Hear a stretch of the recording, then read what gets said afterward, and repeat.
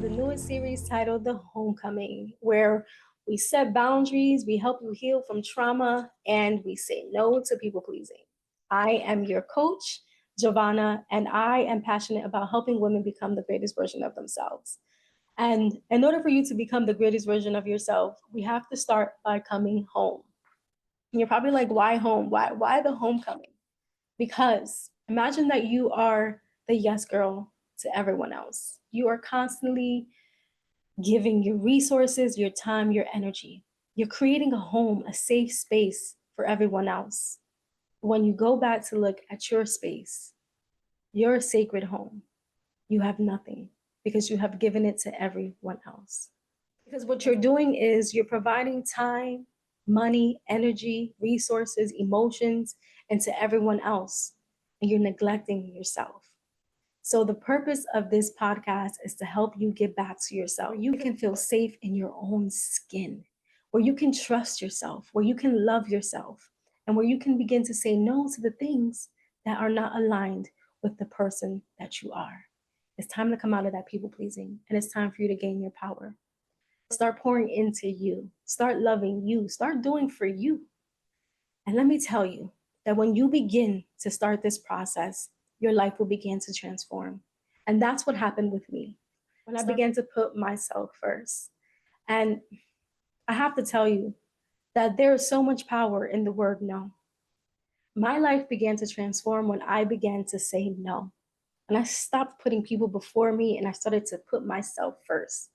And, coming from my history and my background where I served in religion for 10 years, you are called to serve others, right? And kind of die to yourself. That's the saying that they say. I think that's a little twisted in scripture, but that's just my perspective. I put everyone before me. I put this person before me. You're like, okay, tell me what happened. What happened, Giovanna? I'm going to tell you. Just hang on, because this is new for me to share this, but I feel like I have to share this because it shows part of my story and why I'm so passionate about helping people break out of this codependency coping mechanism. And so for me, coming from a place of abandonment, coming from a place of rejection, when I was, a little girl, long story that I'm not going to get into. Maybe one day I'll write a book about it. I don't know. So for me, my journey is when I began to say no to those that I was connected to in ministry. So let's just rewind a bit. I was in a very dark place emotionally, and I had heard the voice of God say that I was created for more. I mean, I heard the voice as you're hearing my voice loud and clear through this podcast is how I heard God's voice. And the voice said, I was created for more. You are created for more. And the path that I was going on wasn't the path that was going to lead me to the more. So initially, I automatically thought that I need to give my life to Christ, and I began to go to church. When I began to go to church, I met someone who was completely on fire for God. They loved God. They were passionate about God. They had so much revelation, so much wisdom, so much light and love. And I was attracted to that. So we became really, really good friends. And so, I mean, it was fun. I'm not going to lie. The first few years of our friendship was fun. We laughed, we cried, we ate together, we danced together, we did everything together. There was authentic, organic love. But somehow along the lines, what was organic and authentic became restricted, became manipulative, and just became toxic. I mean, it really just became toxic. For me, in my perspective, when things began to change is when we began to use the word ministry. Because again, we started everything as friendship, and then suddenly we became a ministry and everyone had to shape up. We had to become this leader. And so we became very educated within these positions. And for me, I was called to be a pastor. Do I believe that I'm called to be a pastor or that I was called to be a pastor? I mean, honestly, because of my personality and because the way I'm loving and caring and can give and teach and nurture people, I do believe that I could be a pastor. Was that something that I wanted? Not necessarily. But because we were now a ministry, this was something that I was called to, and this was what was ordained. The thing is that within this training, I was treated like crap. I was spoken to as if I was a kid. I was told that I was too emotional. I was told that I was weak, that I needed a backbone. I was told that I was too friendly. I was told not to smile too much.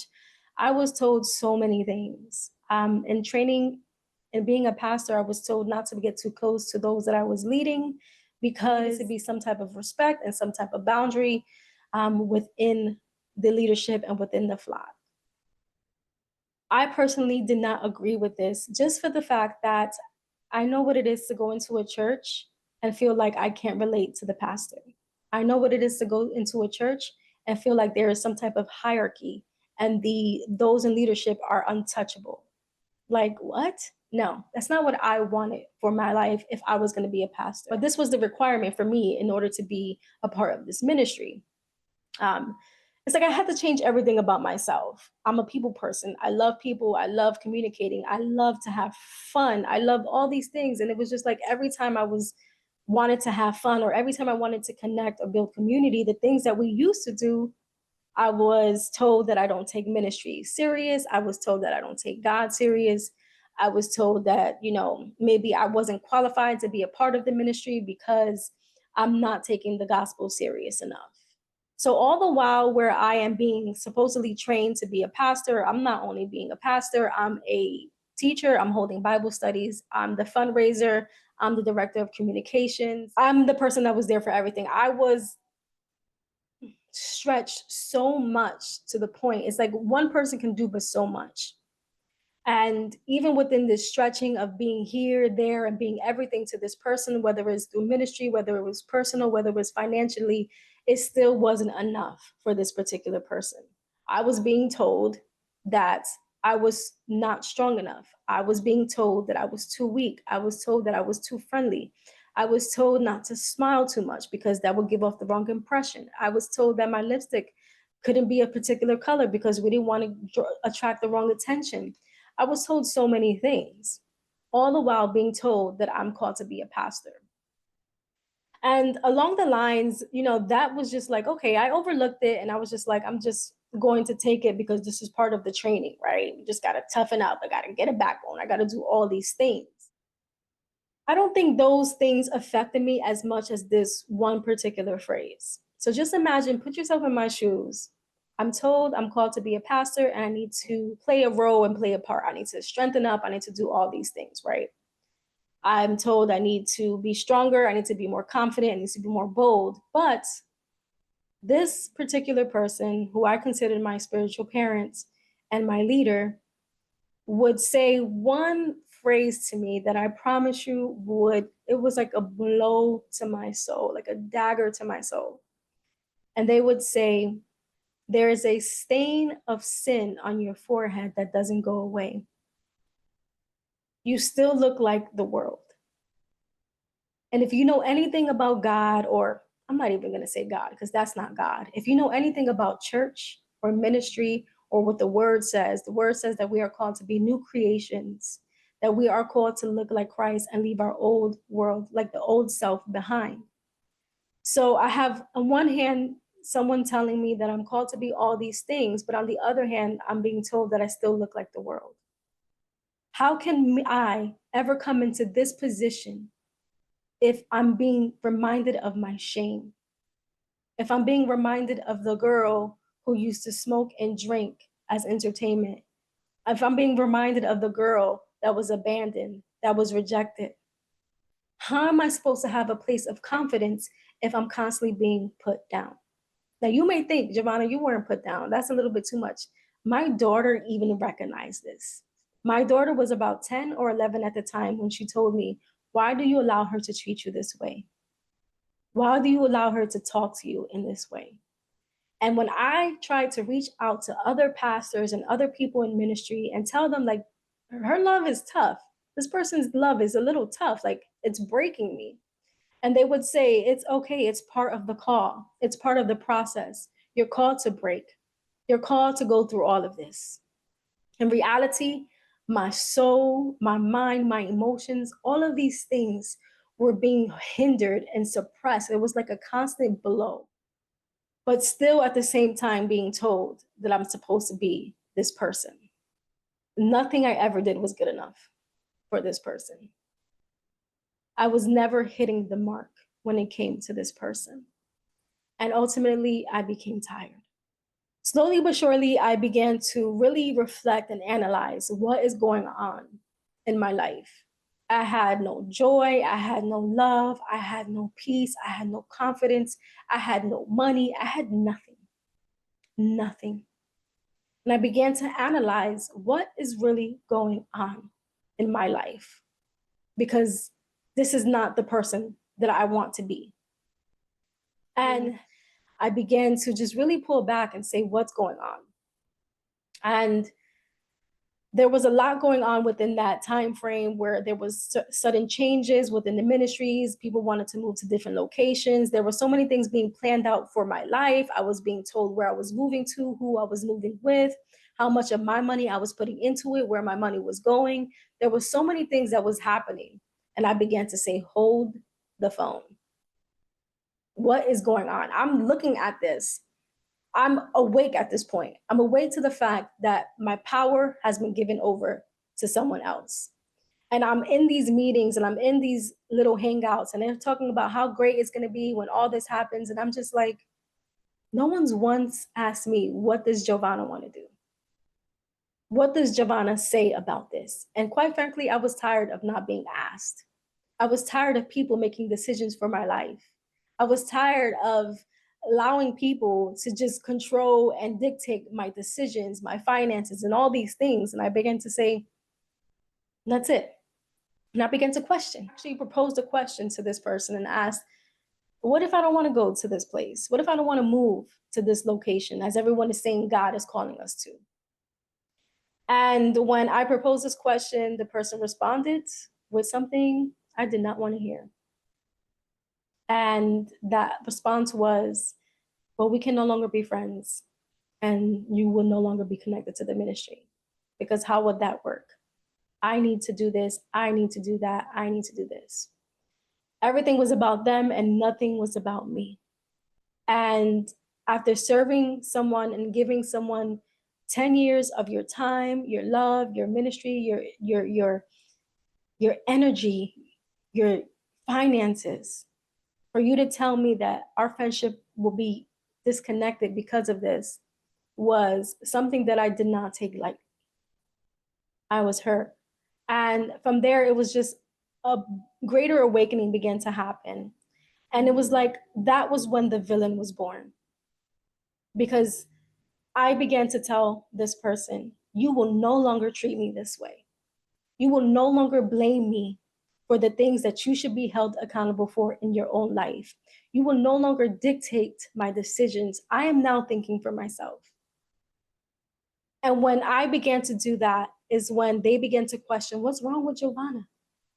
She's a rebel. She's a Judas. She's backslidden. All these things because I decided that I wanted to question God for myself, that I wanted to seek God for myself, that I wanted to take control of my life.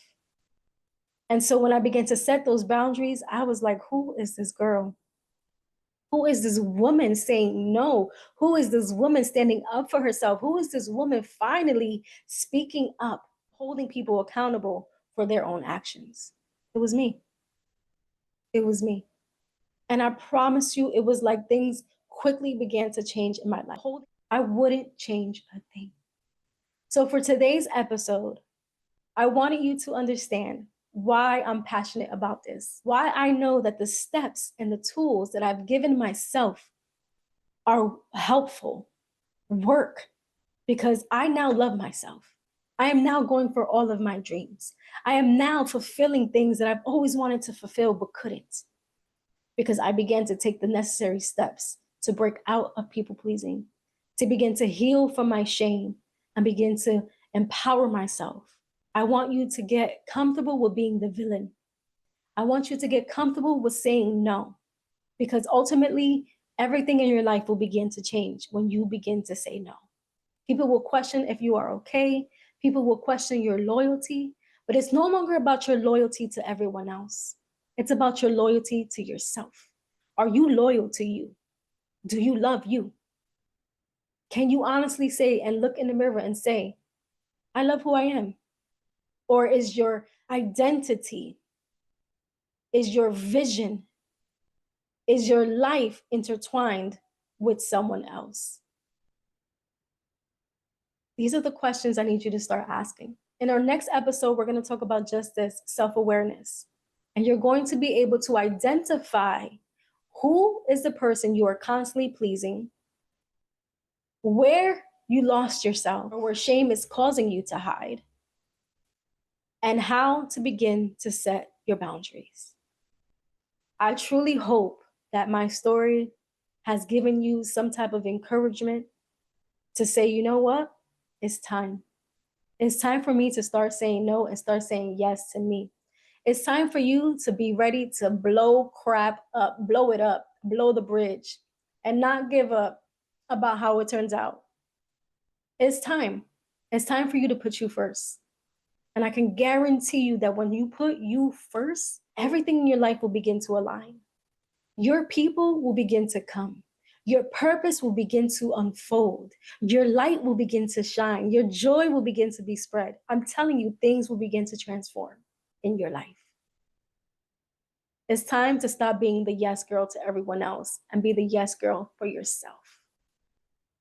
Until next time, I am your coach, Giovanna Cirillo. I'll talk to you next time.